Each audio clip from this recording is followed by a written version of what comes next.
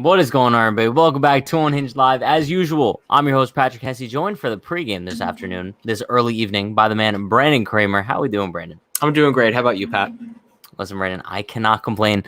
Despite the fact that yesterday's loss was one of the most frustrating of the season, and the fact that we did a watch party for it makes things all that much better. But listen, before we get into today's pregame, Yankees-Tigers, shout out to everybody currently in the chat. Let's take attendance/roll call. You guys know the deal. We got Lori, Yankee fan, Ed King, Chris King. Wonder if they're related. Daniel Calderon. Bless you, Brandon. Thank you. It is allergy season. No, they're kicking We got Stevie, Mayor, Jamie, Christopher, Anthony, Jesse Dominguez, Benji. We got T-Bird, JT. Sorry if I missed anybody. Hope everyone enjoyed their day up until this point. Brandon, we got a big game tonight. It's kind of scary because I've seen a couple people say in the chat, this is kind of the closest thing we're going to get to a sure win. And those scare me the most because it seems like the Yankees never get them. Honestly, bro, I'm not going to say anything when it comes to that because yesterday should have been a sure win. You got a runner on second. Then Tyler Wade can't put a bunt down. I mean, if he can't, I'm going to just go on a little mini rant here. If he can't get a bunt down, what can he do? Nothing. Pitchers can get Masahiro Tanaka can get a bunt down. Luis Severino can get a bunt down. Pretty solid bunter. Tanaka has a hit in his career. Yeah. Listen, before we get too deep into Tyler Wade here, let's bring up the Yankees lineup for today. Listen, it's kind of looking a little bit better now that Judge is back in the lineup. You got DJ leading off, Stanton 2, Judge 3. I still like how they have Stanton 2 and Judge 3. Big fan of that, actually. You got Gio cleaning up, Torres 5, Hicks 6, Frazier 7, Higgy 8, and Odor 9. Brendan, I really like this lineup. I love this lineup. I would say it's an improvement from yesterday, simply because once you throw Judge's name back in there, it just makes things so much better. I also really love Urshela 4. I would like to see – honestly, I say this all the time, but I really would like to see like a power outburst today. Yeah. Like it's time that this team – they've been close, as Boone would say. They're turning the corner. I will say, though, one thing on Boone before I go back to the lineup is he showed some emotion in the dugout. Like, his facial expressions have been quite amusing.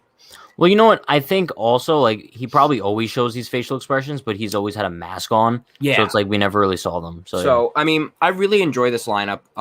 Like Higgy, of course, because he's Cole's catcher. But this lineup's really kind of fluid, I think is the word.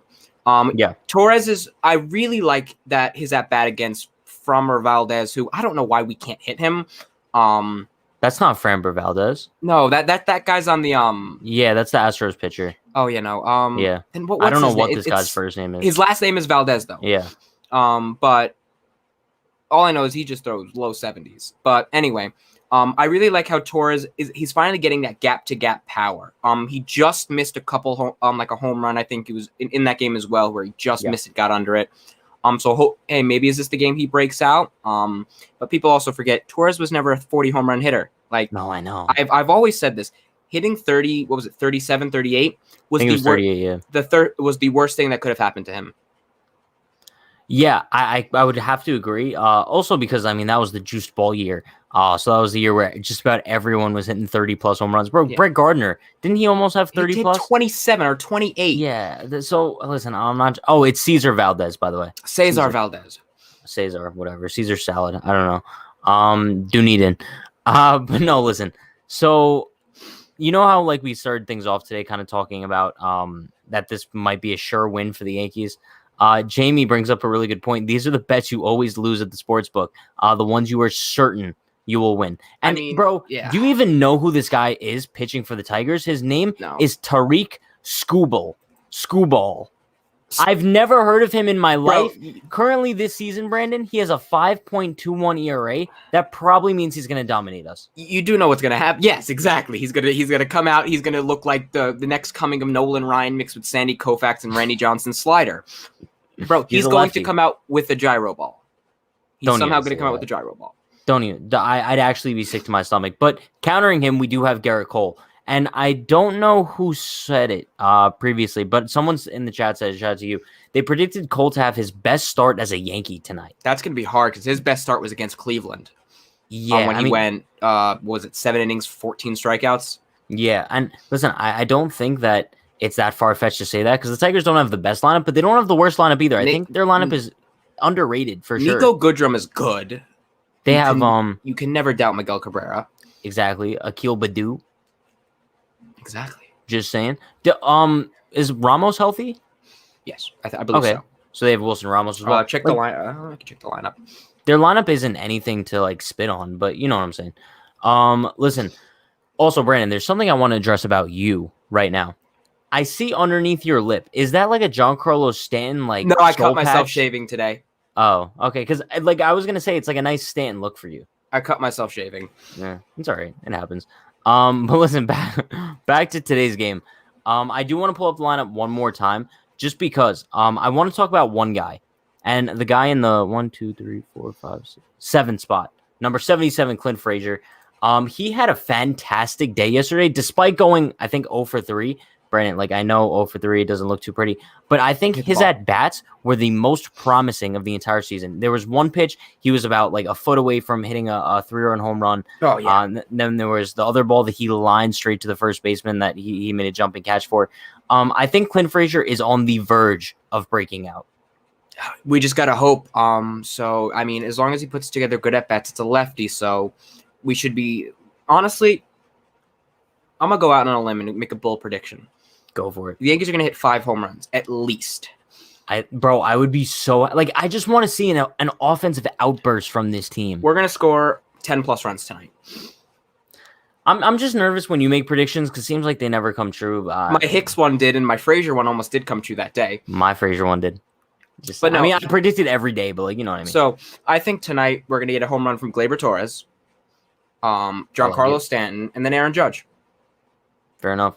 But shout out to Stevie Bats with the $5 dono. Appreciate you, my man. You are a legend.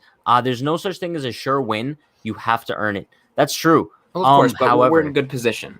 I would say that this is one of the best positions the Yankees are in for a win in a while, actually. Because I consider kind of cold days win days. But the only issue is sometimes Cole goes up against really good pitchers. Like last time around, he went up against Bieber. So it's not necessarily a sure win day. However, I'm feeling really confident in the game tonight. But shout out to you for the $5 dono, Stevie. Really do appreciate that. Let's see. Ultimate Warrior says Frazier is the man and still will hit 30 and 100. I still have faith in it. I don't know about you, but I do. Who knows? I think he's going to get really hot, Brandon. Like, I think it's only a matter of time. I guess we'll find out. I mean, we just gotta see hard hit balls and just him swinging at strikes, being aggressive. Let me ask you a question. I don't know if he's in the chat, but I think it was guy in the chat by the name of Jaduk Gaming. He commented on one of our videos earlier today and kind of linked the video. It was a Clint Frazier interview from a couple weeks ago. He was like sitting on a couch. I don't know like who it was with. Did you see it? Okay, it was actually very interesting. Like the part that he told me to watch. It kind of goes deep into he talks about how at the age of 26 he wasn't where he thought he would be. Like he was called up to the majors 3 years ago and he's only played 162 games and he spent like most of that time just sitting on the sidelines watching. And I think just based on those comments, you could kind of understand Clint Frazier's mentality, and how like this does get to him. How like the frustrations of like performing poorly for a few games and then sitting and being benched for Gardner. Like while he's obviously not going to say that to the media that it affects him and maybe his performance, I think it has to. Yeah, I mean, it's New York, so it's going to be a hard media or environment to survive in. But I think he's done a good job. Honestly, we do note that with his girlfriend, his newer one, the one that's I believe a nurse and studying to be a doctor. Because I remember he mentioned that because in 2020 he used his platform. She told him you got to use your platform to show change.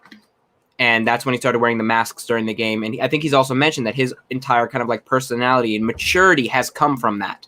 So we got to, but I mean, we've seen a bunch of players we've seen some of the greatest players of all time not be able to handle the New York media.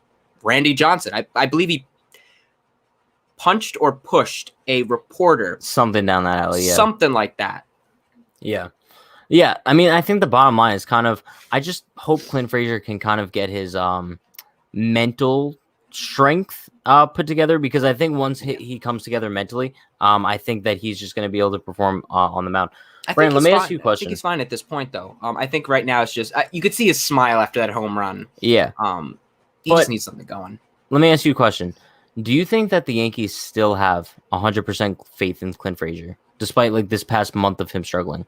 Yeah, because if they didn't, they would have put Gardner in as a starter more often, but they're still staying consistent of keeping Clint Frazier there. So do you think that the narrative that Yes Network pushes that like Boone and Clint have like this vendetta against each other, like do you think that it's true? Because I don't think there's any sort of anything that comes out of Michael K's mouth recently has been almost incorrect. You see, like I don't know what game it was. He was just like, oh, and here steps in Gleyber Torres, who actually was up the at bat before, and it was Gio Urshela at the plate. Was it yesterday? Yesterday or the day before? But I'm like, you could say, yeah, maybe he made a mistake. He was looking at the lineup card and missed it. But if you use your eyes, you can see, oh, that's number 29. They have two different stances. No, I know. And like I get it. I guess maybe he could make the excuse for himself. He's not at the park, so like it's difficult for him. But like, bro, I think the average fan on TV could kind of tell the difference. It says on the broadcast, Gio Urshela. No, I know. But also, like, it's the Yes Network broadcast as a whole. And like, I'm not coming on here to kind of just bash Yes Network entirely, but I'm very disappointed in their content so far this season, just based on like the analysis side of things. I don't know if like I'm just being arrogant and I think like our analysis and Derek's analysis, for example, is so much better, but like, bro, we were watching the game yesterday on the watch party, and obviously I couldn't hear what the announcers were talking about, but numerous times throughout the game they kept showing a side-by-side between Gary's catching stance in 2016 and his one need stands now. Like, why are they acting like this is a new thing? Gary's been doing this for 2 years already. Like, why are we comparing It worked with Mitch Garver. It actually helps you get those low strikes. But exactly. So I don't understand why this is like a new thing. Because Michael K does not like Gary Sanchez. It's been proven. Michael K doesn't like a lot of guys. Michael K doesn't like anyone. Except like Aaron Judge, Giancarlo Stanton, DJ LeMahieu. I mean, yeah, I'm not the biggest Michael K guy. Honestly, my perfect booth is Ryan Ruocco. I like Ruocco. CC Sabathia, which will never happen. If he was able to, because his main fear, even his wife said this on like Twitter, said as long as you don't curse. He did a Nets broadcast. So no, I know, and I think he also did a broadcast with MLB Network or something a couple weeks ago. Like just give him a chance with Ruocco, and see how it goes. I mean, my guess your only fear could be CC. I would think he's still part of the team. I think he will always be part of the Yankees team. Yeah. So you could say maybe he'll get a little bit like, I mean, I say it's different from announcing like a Nets game versus announcing a game of a team you played for. But I mean, you know what kind of bothered me a little bit? You know what kind of bothered me? I saw a little clip from Talking Yanks the other day where they were so CC Sabathia actually mentioned them directly, saying that he had to like unfollow some people on social media because they're overreacting about the Yankees, and he was so pissed off about like how people are reacting to the team's slow start and how it's the end of the world. Like, CC, what you need to realize is like you're not a necessarily diehard fan of the New York Yankees, right? As he would be for the Raiders, for example. I know he's a massive Raiders fan, and if they got off to such a slow start to the season, he'd probably be very pissed off as well. So I usually love CC Sabathia, but I think those comments of him kind of coming at the fans for overreacting for the Yankees' slow start is a little out of place, don't you think? I mean, I think to kind of play devil's advocate, I mean, with CC, I believe like he knows kind of what would go on like a slow start like that, and I think he knows this team better than anyone else, honestly, any of us fans, because he was a part of it. So I think like he's the kind of guy that knows like, hey, they're going to turn it around, blah blah blah. But I mean, I guess, but like, bro, I think fans have a right to be pissed. I think maybe like you was talking about the fans that were saying like, oh, we're not making the playoffs. I think that's like, yeah, but I would consider him. I mean, he referred to John Boy and Jake like in particular, which I thought was a little bit odd. Let's see. Irving says, as a Yankee fan that lives in Florida and is forced to watch 18 games on Fox Sports, saw on the Tampa Bay Rays broadcast, Kay and Yes are way above average in the booth. Listen, if you put me and Brandon compared to that Tampa Bay Rays broadcast, we're like Hall of Fame broadcasters. We would actually be a good broadcasting crew. We would. We would just have to. We'd have to just be a little bit more Yankee focused. Mindful. But listen, Brennan, kind of leaving the broadcasting side of things here. Like we mentioned before, Garrett Cole is pitching tonight. He's coming off a great start against the Indians. What are you expecting from Cole tonight? Are you expecting like a beautiful start, an average start? I'm just expecting Garrett Cole to be Garrett Cole. That's just the best way I can put it. That's a good way to put it, actually. I mean, I don't expect anything with him. I don't go out saying predictions. I'm like, as long as Garrett Cole is a version of himself, I don't care, because it's like the first time in a while that we like most of the time what you're gonna get from a guy like him. Now, yeah. I'm not going and jinxing this, but like normally, even if we've seen when he's had his bad stuff that he's been able to kind of put it all together. Now, do we know if he's going to have his amazing stuff that has perfect game potential, or his C stuff, which can maybe get you through 5-6 innings? Who knows? But I think we know that you're going to go out there, you're going to see heavy dose of fastballs, hopefully see him use all of his pitches. But like, I'm just more worried about like today's the day where I don't really need to worry about, let's say, our starter, but like going through like 5 innings. Like normally with Cole, no matter what he's doing, he'll go through those innings. It's more about, can the offense just finally like this is kind of a bad way to put it. They just need to beat down on someone once. I think if they just like literally like think of like the Simpsons gif, like, oh my God, stop, he's dead. No, yeah, but like that's my thing. Brandon, weren't we expecting that at least once in Baltimore? Either if it was against Harvey or Jorge Lopez. I was expecting it against Matt Harvey, but obviously the Yankees don't know how to hit. Bro, how did the Yankees only score, I think, 2 runs off of Jorge Lopez? How? The dude entered the game with a +8 ERA. Bro, I honestly don't know. What are we doing, guys? It's frustrating. It's really frustrating. I'm gonna be honest. I kind of like it. Like the highs and lows give me some weird adrenaline rushes. It's a little bit weird. I don't know. But Daniel says, first of all, I don't even know how to pronounce this guy's name. I think I need to go to Baseball Reference to kind of figure this out. Scooble. I want to say it's Tarek Scooble. I think you should call him Tariq Screwball. I kind of like Tariq Screwball. That's kind of the way I like it. So his pronunciation is... How do they not have pronunciation here? Don't they usually have it for every single player? Yeah, but... Especially if they have weird-ass names like Tariq Scooble. Okay, now I'm a little bit annoyed. So it's Tariq. Tariq Scooble. There you go. But back to Daniel's comment. Tariq Scooble was the number 42 prospect in 2020. Be ready for a no-hitter through 6. Yeah, we're screwed. I mean, he hasn't pitched well against just about anybody this season, but expected to kind of just be with the Yankees tonight. Just whatever. We're going to get perfect gamed. Don't even say that. If they did, that would actually be content for us. It would. So, it's Tariq Screwball. Tariq Screwball. No. Tariq Screwball. Or Cy Screwball. He could be Cy Young after tonight. I don't know. So, Brandon, I know we talked about... Oh, wait, I did want to bring up Benji's comment, actually. Derek said that they should trade for... I believe he means Badu on the Tigers. Where would we put him? Yeah, no, that's... So, I was on Derek's show. I think it was on Wednesday, and he kind of wanted both of us to put together like hypothetical trade acquisitions for the trade deadline. Mine was obviously trade suggestions. Mine was obviously Max Scherzer, because I love Max Scherzer. I think he would be awesome in the Bronx. But his was Akil Baddoo. My idea was like, one, why would the Tigers trade him? I think the package that he put together was with Michael King. I'm like, I don't see why the Tigers would even do that. Yeah. But I guess it would be cool to have him. It would really depend on what the Yankees' outfield situation is going to be looking like at that point. But what I did want to bring up is back to Cole for a second. Do you have a predicted line for him for tonight? At least 6 innings. That's all I'll say. I'm going to give an exact line because you're a little bit boring. Para. I'm going to say... Is that you, Para? Do you remember Para, on the season exact preview? Stats, exact Para's like, stats. Cole's going to have a 2.43 ERA this season. Let's go. No, but so tonight I'm thinking Cole goes 7. Okay? He's going 7. He's giving up 4 hits, no earned runs. 10 Ks. Okay. I didn't know whether I want to go 9 or 10. I gave him the benefit of the doubt. I think he's going to go 7 shutout with 10 Ks. Guess we'll Is find out. that just being optimistic? I don't know. I think it's going to happen. Do you have a player to watch offensively tonight? Gleyber Torres. He's been starting to come around with the bat lately. I think we're gonna get his first home run tonight. You know, I think we're gonna get Gleyber Torres and Clint Frazier both gonna homer tonight.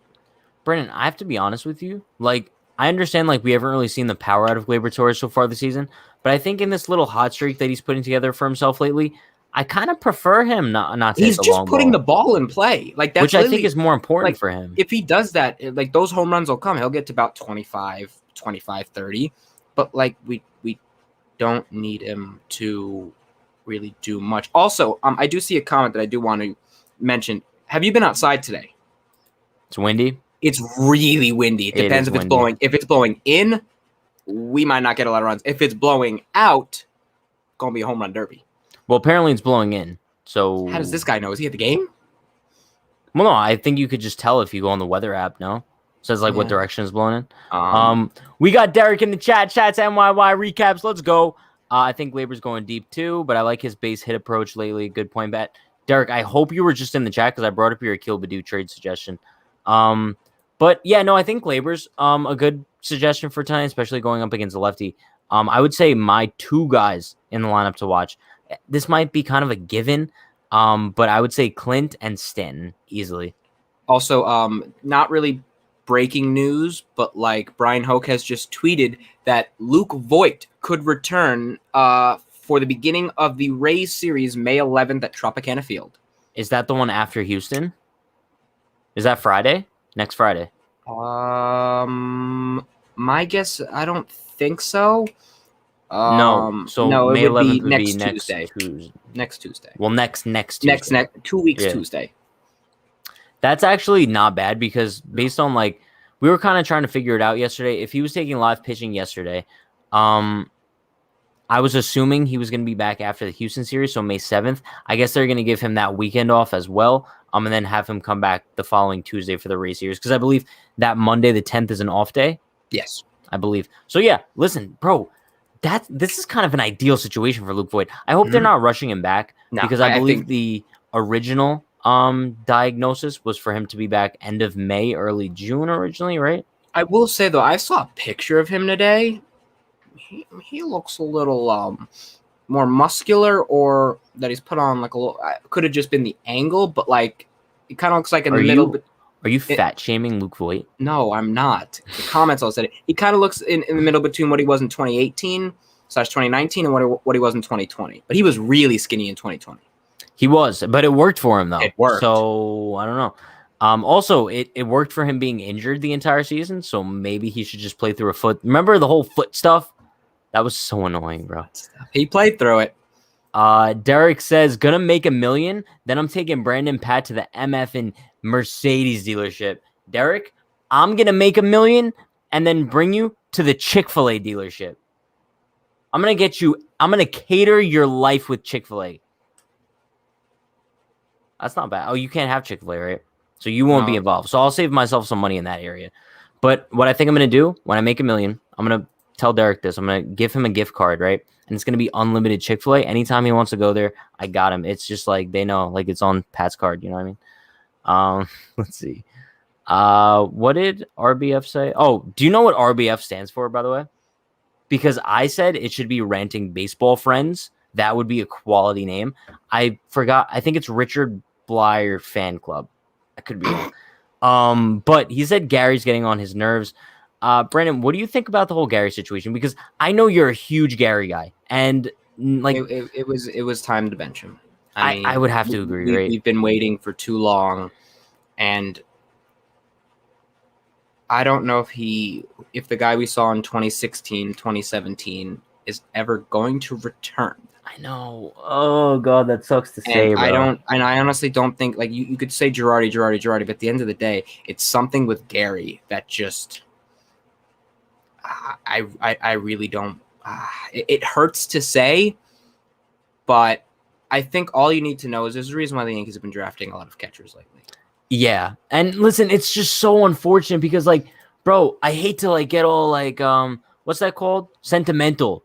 Like, looking back on, like, 2017, like, who would have thought that would be, like, the peak of Gary? Well, 2016 was the peak of Gary, but I think 2017 was really good. Maybe the climax.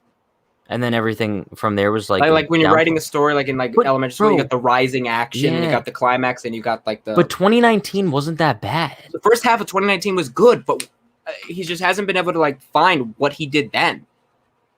It's so frustrating, bro. MYY recaps. I don't know who that is, but he says Yankees are marketing Higashioka today. I think Sanchez's days are numbered in New York. Now, I think it's just so complicated because I can't see them trading him at the deadline. Like, I think if they do part ways with Gary, it would have to be in the offseason, right? I just can't. I think he's definitely going to be finishing the season in New York. However, I think anything past that is going to be in question if he doesn't completely turn around things quickly. We always said, like, with what I called our core, which was Gleyber Torres, Aaron Judge, Luis Severino, and Gary Sanchez. If you only had to pick three of them from a contract extension, I think we all agreed that the guy that would be the odd man out was going to be Gary Sanchez. Yeah. Unless he really performed out of his mind, and he just hasn't been able to recapture what it was. And it's not like 2018 was bad, 2019... Whatever happened in the second half of 2019, I think he could do somewhere. I think if he goes elsewhere, we might be able to see that old Gary again. Honestly, the book on Gary, he's not hitting fastballs. I know that can't be something like with here. It can't. It's so sad to think about. I know a lot of people just like to shred Gary's entire existence. I love Gary, but something needs to change. Like something drastic needs to change. We did this in like an unreleased. We were going to do like a film room thing, but we couldn't get it to work. We called it Toe Tap Gary. Yeah, bro. Toe tap. But here's my thing. I like how we see numerous guys in the lineup kind of like tweaking with their swings to kind of like improve a little bit. And we're starting to see it from Gary. I don't know if you noticed yesterday, but I could be wrong, but I'm pretty sure we saw Gary a little bit more open in his stance than usual. I feel like that would, and I ain't no hitting coach, but wouldn't that kind of cause him to pull off the ball? I don't know, but we also see Clint doing it as well. Or maybe he's starting off open to then, when he strides, come close to kind of prevent him. Because in Little League, sometimes if people who face a hard throw, they would kind of step out because they were scared. Yeah. I'm not saying Gary is doing that because he's not scared, but maybe it's to correct that. He's starting out a bit to then start in. Maybe. But you notice it with Clint too, right? Yeah, Clint. Clint's definitely much more that open. batting stance he did last year, though, the one he changed it to he's always been weird. Honestly, his right leg's here and the other one's back, or other way around. I do actually want to see what he did because I know to start off the season this year, he did have that twisted foot, directly in front of him. Pull up his home run in 2017 against the Rays. I want to see his stance there. 2017? Mm-hmm. The one against the Rays when he hit an absolute moonshot. I believe it's in the Unhinged. You're not talking about? Isn't that the Milwaukee one? No, it's against the Rays. I do want to bring up this Milwaukee one. Was a walk-off home run. It was. But I'm gonna bring this one up because it is from 2017. Let me pull this up. That series, he had a couple home runs. He had a great series. So look at his batting stance here. That looks nothing like Clint of today. Play the video. I actually want to see. Bro, leg timing. he had a leg leg timing. kick. That's all just for timing. Now, can you pull up the one in just do 2017 home run Rays Against the Rays? Yeah, it's in the unhinged kind of Is that the little one that we wrap things up with? Yeah. I don't see. Oh, here it is. He has high socks on. Let me pull it up.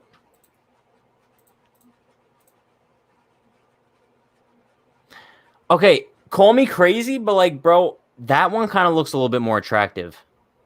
Go back, start from the beginning. It's more open. Kind of reminds me of Judge. Yes, I was just gonna say that. It looks a little bit more like Judge. Let's pull up his home run from the playoffs last year.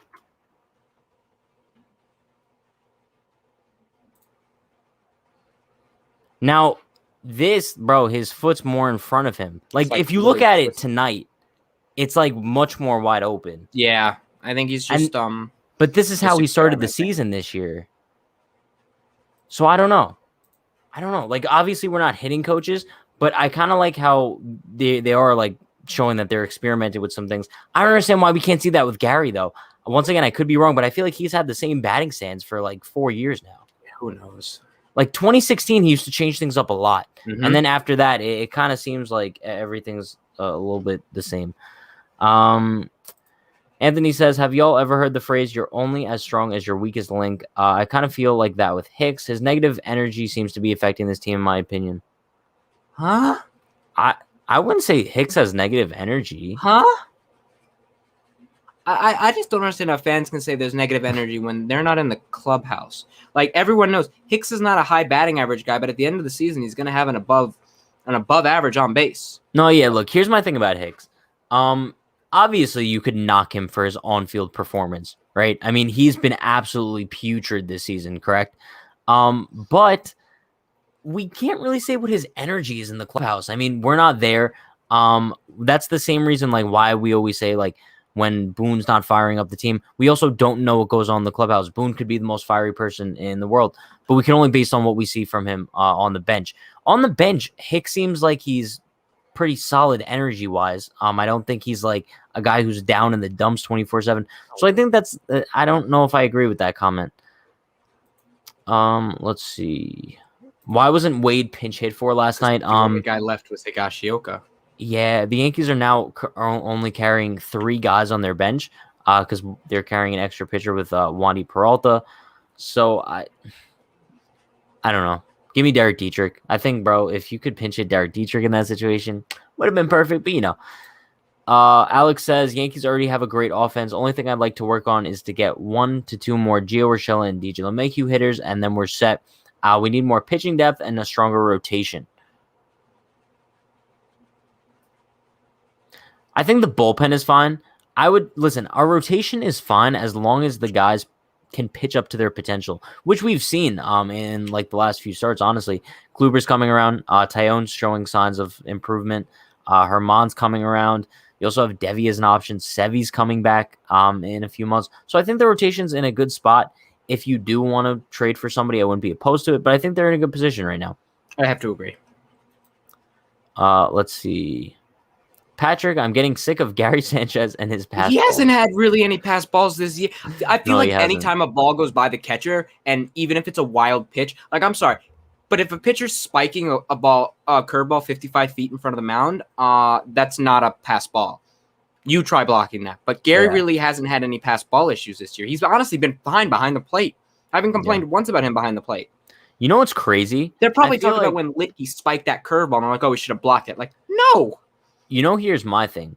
I feel like, last season, Gary Sanchez was just ripped to shreds by fans. I feel like this year, fans are kind of just accepting, like, yeah, Gary's just trash. And they've kind of taken all that hate that they spent on Gary last season, and it's directed all to Hicks now. Hicks has now become Yankees fan base public enemy number 1.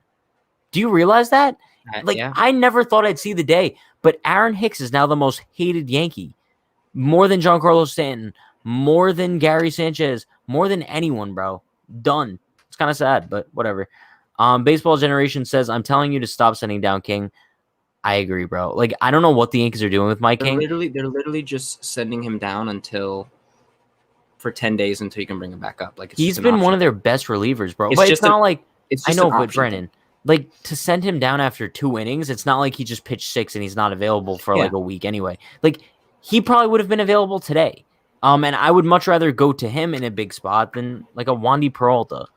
Sorry. Maybe I'm just not giving Wandy Peralta a shot yet. I think he's going to be good.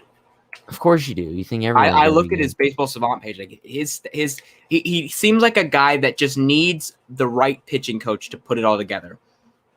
He's got like You know what he is? He's a reclamation project. We have so many of those, and sometimes they really work out, and sometimes they don't. I would say kind of like in the middle. He has great stuff. He just needs the right guy to put it all together. Giants have not put out a lot of pitchers lately. They've relied on older guys. His only organization wasn't the Giants. I believe he was with a few others as well. Yeah, but no, I'm talking about as the years have gone on. Yeah, I don't know. Let's see. Jeff says, I feel like the people who hated Gary last season never gave him his props for his good start this season. They were just hoping he eventually slumped to which he is now. And we talked about this in the beginning of the year, Brandon. We actually made a video about it. When Gary was off to a great start this season, it seemed like everyone was just ignoring it, right? Everyone was like, oh, like no one's giving Gary the credit that he needs. And then he just ended up going on this big slump. And then everyone's coming out of the woodwork, right? Gary's trash. Gary's the worst. Gary needs to be DFA'd. And I think it's the same people who, if Gary comes back and has a hot streak, they'll go disappear into the shadow again, right? Yeah. Let's see. Hot take from Baseball Generation. Peralta collects a save today. In what scenario would that have to happen? The stupid rule about 3 innings and you get a save no matter what the score is. You know how I could see this happening? If they play extra innings. No, do not speak of it. And then Wandy Peralta would come in for like the top of oh wait, no, because even if they played extra, no, you can't get the save in extra innings. So no, there's absolutely no shot Wandy Peralta gets a save today. I'm going to say that has the same odds as the Orioles making the playoffs, according to Fangraphs. That's 0.0. Sorry. If Chapman was needing like a day off, maybe I'd agree. But, you know, it's a hot take for a reason.